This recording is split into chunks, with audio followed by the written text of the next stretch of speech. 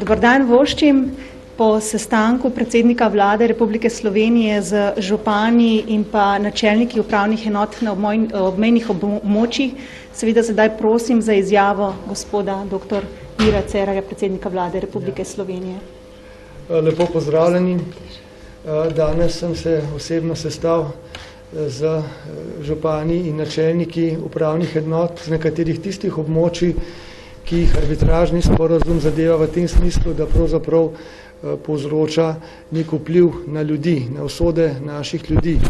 In zato se mi je zdelo pomembno, da se najprej seveda tudi osebno, potem ko so bili včeraj že moji poslanci tam na terenu, sestanem prav s predstavniki, torej župani, načelniki upravnih enot iz teh delov ob meji, da se pogovorimo, kako bomo pristopili k reševanju teh odprtih vprašanj, ki se zdaj postavljajo. Naj povem, da je danes vlada na svoji seji sprejela tudi med drugim nek sklep, ki se glasi takole. Vlada Republike Slovenije bo namenila posebno skrb implementaciji arbitražne razsodbe, zlasti pa prebivalstvo v obmejnem pasu, ki jih razsodba neposredno zadeva. Seveda vlada mora v tem pogledu še posebej poskrbeti za naše ljudi, za državljane, in zato sem danes želel slišati tudi stališča, mnenja, ocene županov, načelnikov, ki tam z ljudmi živijo, dihajo. No in razgovor je bil zelo konstruktiven. Povedali so mi marsikaj takega, na kar bomo morali biti v prihodnjih dneh, tednih in mesecih pozorni, in dal sem jim zagotovilo, da bomo seveda kot vlada storili vse, da bomo ostali v nadaljnjem stiku z temi območji, torej z samimi predstavniki upravnih enot, župani, pa tudi drugimi predstavniki, tako da bomo lahko v skupnem sodelovanju tem ljudem dali vse potrebne informacije, ta hip, kajti zdaj zaenkrat se še nič ne spreminja, v naravi na terenu ostaja tako, kot je. Ko pa se bodo pričeli postopki implementacije, morajo biti ljudje na to dobro pripravljeni, seznanjeni, in država seveda mora dati tista zagotovila, ki bodo takšno, da se jim neko stanje njihovih pravic ne bo poslabšalo, da jim bomo omogočili, da bodo lahko naprej normalno živeli. V tem pogledu sem bil še posebej vesel tega, da so predvsem tudi načelniki upravnih enot že pokazali voljo, da bodo v prihodnjih dneh vzpostavili neko neposredno komunikacijo z lokalnim prebivalstvom, da jim bodo nudili informacije, da jim bodo pomagali z nasveti, in tukaj bomo tudi pomagali, da bomo mi se strani vlade, strani ministrstev posredovali potrebne informacije oziroma dali neka navodila. Toliko bi dejal za uvod in sedaj mogoče prepustim besedo še komu drugemu. Hvala lepa, predsednik. Sem prosila gospoda gospoda Ivanušiča, župana Razkrižja. Ja, hvala lepa. Torej, prišel sem danes, da bi poslušal to, kar nam je predsednik vlade povedal. Res je, tudi jutri bo obiskal Razkrižje, torej se pogovarjal s temi prizadetimi občani. Naj povem samo, da gre za 35 ljudi, ki živijo v 10 hišah, 10 domačijah, da so včeraj bili precej prizadeti. Naj pa povem, da so pravzaprav ti ljudje žrtve nekih nespametnih odločitev še po letu 45, tam do 55, ko so bile ključne napake napravljene, ko so te ljudi potiskali malo sem, malo tja, in potem 47. leta je postala ta neživljenjska meja med takrat republiška meja, ki pa je danes postala državna, ki se nekakor takrat ni delala za državno mejo, in zato so ti ljudje ostali v teh nekih kotih, nekih koridorjih, in je res tam ostalo vse tako, kot je po dvorišči in tako dalje in tako dalje. Tisto, kar sem jaz hotel slišati, pa kar sem tudi danes tu izpostavil, da se mora sedaj država Slovenija maksimalno potruditi, predvsem na dveh segmentih. Prvič, za vse tiste, ki se nikakor ne bi s tem mogli sprijazniti, da bi živeli na teritoriju Hrvaške, da se jim omogoči zemljišča za zgradnjo novih domov na ozemlju Slovenije. Tudi občina je pripravljena pri tem sodelovati. In drugič, tisti, ki želijo ostati, da se jim maksimalno zagotovi, da se jim zagotovi vse statusne pravice, da bodo lahko naprej hodili tudi na šolanje v Slovenijo, študirali zdravstveno oskrbo in vse drugo. In je v tej zvezi potrebno spremeniti tudi določeno zakonodajo, in koliko sem do sedaj ugotovil, bar ta trenutek ugotavljam, da vlada s predsednikom na čelu je v to pripravljena iti. Hvala lepa. Pa bi prosila še gospoda Zevnika, kar izvolite.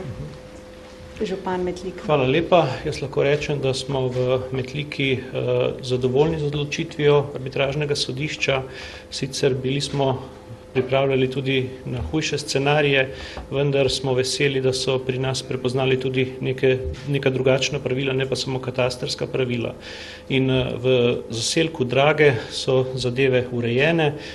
Upamo, da se bodo začeli postopki prenosa zemljiških knjig in katastrov, da bodo ljudje lahko urejali svoje zadeve. Nam pa v tem trenutku še ni vse povsem jasno, kaj je z Brezovico. Rečeno je bilo, da po katastru Republike Slovenije, ki pa vemo, da se malenkost razlikuje in tukaj bomo morali počakati, da pridejo na teren geodeti, pokažejo, kje ta kataster je in šele potem bomo lahko ljudem dali končne rezultate te razsodbe. Hvala. Hvala lepa. Bi pa v tej priložnosti povabila k nam še gospoda Seljaka in pa gospoda Gerkeša, če se nam pridružita, pa tudi podata izjavo. Izvolite. Takoj po razglasitvi arbitraže oziroma odločitve je bil obisk predstavnikov vlade v občini Piran s predstavniki ribičev in je bilo splošno stališče, da je rešitve glede meje na morju za nas ugodna in tudi ribiči so bili s tem zadovoljni in so bili pozvani, da naj se pač v prihodnem obdobju vzdržijo do meje, kjer so pač uporabljali morje za svoje namene, dokler ne bojo se stvari malo umirile. Na levem bregu reke Dragonje so bile pač, mogoče pričakovanja so bila malo drugačna. Zgodbo oziroma stališča gospoda Jorasa poznamo. V zgornjem delu, kjer je zaselek Škodelin, imamo nekaj prebivalcev, ki so pač že do zdaj bili navajeni živeti preko meje. Tako da tukaj bomo morali v prihodnosti malo več kontaktirati z njimi in videti, kakšne želje imajo in kaj pričakujejo. V ta namen za vzpostavitev te komunikacije med prebivalci na tem območju in države smo na upravni enoti, imamo 3 informatorje, med katerimi sem tudi sam, ker bo ta vez med prebivalci in državo v tem obdobju, dokler se stvari ne uredijo oziroma se bojo urejevale. Hvala lepa. Gospod Jarkovič, izvolite. Na območju upravne enote Lendava je splošno, lahko rečem, nezadovoljstvo. Kljub temu, da je naselje Mirišče na naši strani, kar sicer po katastru spada na Hrvaško, ampak to smo več čas smatrali, da je itak naše, kajti vsa infrastruktura, vse je bilo na naši strani že do zdaj, tudi pred osamosvojitvijo, razen katastra in zemljiške knjige.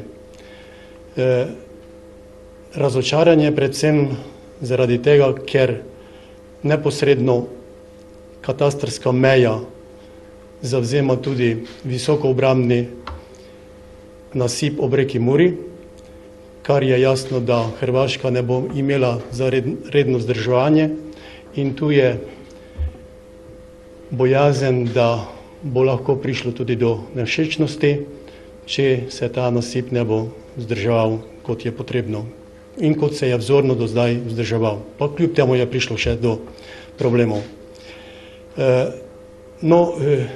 Predvsem v naselju Hotiza neposredno sega ta katastrska meja do samih hiš, v nekaterih primerih celo zavzema ohišnice, vrtove, tako da tu pričakujemo veliko problemov.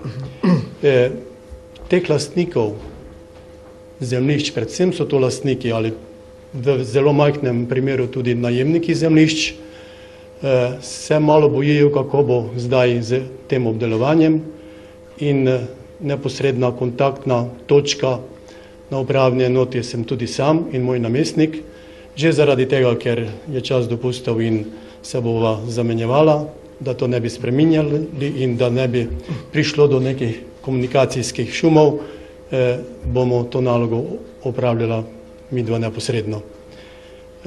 Nekaj problemov, kot je rečeno, smo že zaznali, to bomo tudi kompletirali in posredovali na dogovorjena mesta oziroma številke, tako da pričakujem res tu tvorno sodelovanje predstavnikov vlade in drugih, ki bodo za to neposredno zadolženi. Hvala lepa. Hvala lepa. Verjamem, da je zdaj z vaše strani nekaj vprašanj. Jaz bi vas samo naprej opozorila, da bomo nekako na 3 vprašanja, pa vas kar prosim, izvolite. Vezana na temo današnjega sestanka. Ja. Najprej, mogoče je to za vse hkrati, niti ni nujno, no, da je za gospoda premijera Cerarja, ker bom več vprašanj spravila v eno nekako. Zdaj, neko oceno že imate, ne, koliko teh ljudi, ki se je imelo ali pa se ima za slovenske državljane, je pristalo na Hrvaškem po vsaki občini posebej in ali smo morda dobili na slovensko stran kakšnega, ki se je imel prej za Hrvata. To me zanima, kako boste s temi komunicirali. In pa predvsem, kar se tiče pomoči države. Ima država že kakšen budžet pripravljen, ki ga je pripravljena, kolikšen je ta budžet? In ko govorimo recimo, gospod župan Razkrižja je dejal, da pričakuje torej zemljišča, pomeni, da bo država pomagala samo pri zagotovitvi ali tudi pri nakupu zemljišč in potem pri nakupu dejansko hiše oziroma izgradnje hiše. Dokam bo sploh šla država? Hvala. Če najprej odgovorim sam, seveda moramo zdaj najprej pravzaprav opraviti temeljite poizvedbe pri pravzaprav vseh posameznikih, ki jih ta arbitražna odločba neposredno zadeva. Tukaj je veliko pomoč, da sodelujemo z župani, načelniki upravnih enot in verjamem, da tudi z drugimi lokalnimi deležniki. In vlada bo na tem intenzivno delala v prihodnjih tednih. Kot rečeno, bom tudi sam že jutri obiskal območje Hotize in Razkrižja, kasneje v začetku prihodnjega tedna še nekatera druga, predvsem tista, kjer je za vprašanje, ki zadevajo ljudi. Kajti prvo vodilo naše vlade je pomagati ljudem tam, kjer to pomoč potrebujejo. Jaz vam zagotavljam, da ko bomo ugotovili te potrebe, bomo se na strani vlade maksimalno potrudili, ne samo, da zagotovimo dosedanji obseg pravic, ampak da tudi prisluhnemo, kako je mogoče z nekaterimi bodisi administrativnimi ali pa drugimi, tudi finančnimi ukrepi, če bo tako potrebno tem ljudem pomagati. Če bo se izkazalo tudi to za potrebno, bomo tudi sprejeli za takšne ukrepe potrebne spremembe zakonodaje. Gre za pač specifiko, gre za arbitražni sporazum in zagotavljam, da bo vlada v sodelovanju z lokalnimi okolji storila vse, kar je v njeni moči, da te zadeve pravično in ustrezno reši v korist naših državljanov oziroma ljudi. Toliko lahko rečem za danes. Aktivnosti so se šele začele, denimo, če samo ponazorim, danes smo na vladi ugotovili, da bomo lahko prvo celovito pisno informacijo o arbitražnem sporazumu, o njegovi vsebini, dobili do 10. julija, takrat jo bomo tudi posredovali državnemu zboru, kajti prevajanje in sam študij odločbe terja veliko dela, več strokovnjakov na tem dela. Želimo si zelo natančnih podatkov o tem, kaj odločba določa, in ko bomo to imeli, bomo lahko potem tudi začeli izvajati bolj, bi rekel, usmerjene ukrepe v tem smislu, ki sem jih nakazal. Hvala lepa. Morda še kakšno vprašanje? Kanala za gospoda predsednika, pa za gospoda iz upravne enote iz Pirana. Danes, dan potem, že prihajajo določene informacije iz Piranskega zaliva, da sta na to območje plovila 2 hrvaška policijska čovna. Tudi hrvaški ribiči so napovedali, da bodo ne glede na razsodbo lovili še vedno do sredine Piranskega zaliva. Kaj zdaj? Hvala. In kaj školjčišča, ne? Ja. Kaj boste naročili našim organom glede školjčišča in kdaj, ne? Kot veste, je rok za pripravo vseh dejanj za implementacijo odločbe arbitražnega razsodišča 6 mesecev in seveda bodo potem posamezna dejanja se začela odvijati tudi kasneje v nekih razumnih rokih, tako da vsi razumemo, da izvrševanje arbitražne odločbe se ne more začeti že kar danes. Danes je na bi rekel, terenu, kot temu rečemo, v naravi, vse še vedno tako, kot je. Slovenija bo že prihodnji teden s posebno noto se obrnila na hrvaško stran, da bi seveda začeli skupne dogovore in pogovore o implementaciji in začeli bomo tudi lastne priprave na te postopke izvršitve odločbe. Do tedaj je seveda neprimerno, da bi kakorkoli našali hrvaška stran z nekimi enostranskimi dejanji provocirala drugo stran. Zato res pozivam vse naše državljane, državljanke, tudi ribiče, tudi bi rekel vse na teh obmejnih območjih, se vzdržijo kakršnih kolih dejanj, ki bi pomenila neko provokacijo, neko izzivanje, neko dokazovanje moči ali tudi nemoči. Jaz mislim, da moramo na nek način dostojanstveno, odgovorno razumeti, da izvršitev odločbe mora potekati po nekem redu, po nekih pravilih, po nekih korakih. Zagotavljam vam, da Slovenija bo te korake storila, da si bo prizadevala, da to stori skupaj v sodelovanju s Hrvaško, da bomo skupaj izvrševali odločbo in to je edina pot. Vsaka provokacija, vsak sprožen incident škoduje temu procesu, poslabšuje medsebojne odnose in zato res pozivam vse naše državljanke in državljane in pričakujem, da bo enako storila tudi hrvaška stran, da se odrečemo ta hip vsakemu enostranskemu dejanju, ki bi pomenilo nekaj, kar povzroča nemir. Bi morda želel dodati še načelnik upravne enote, gospod Seljak? Mislim, da bi to, kar ste povedali, gospod predsednik, da je to odgovor, ker do takih dogodkov bi moral biti naš pristop strpen. In to je, mislim, da je to. Hvala lepa. In zdaj imamo še zadnje vprašanje, izvolite. Jaz imam dve vprašanje. Sicer prva, zanima me, če ste za ta namen oblikovali že kakšno posebno skupino in kdo bo sedel v njej. In drugo vprašanje, ki me zanima, je, kako komentirate dejstvo, da se bo hrvaška predsednica v kratkem sestala z ameriškim predsednikom Trumpom? Kako to razumete? Torej, srečanja predsednikov držav, sosednjih ali katerihkoli drugih, seveda ne morem posebej komentirati. To je neka običajna praksa, da se voditelji držav sestajajo, tudi mi, slovenski voditelji se sestajamo na različnih ravneh z različnimi državniki. Če pa bomo izvedeli, da je imelo to srečanje med hrvaško predsednico in ameriškim predsednikom kakšen poseben pomen za arbitražni proces, pa bomo seveda se na to odzvali. Glede prvega vprašanja bi povedal, da smo seveda že kar veliko časa pred razglasitvijo arbitražne odločbe na vladi ustanovili posebno koordinacijsko skupino, ki pa je delovala neformalno. Lahko tudi rečem čim manj opazno, kajti nismo želeli zbujati pozornosti, da se na ta način pripravljamo na trenutek, ko bo arbitražna razsodba razglašena.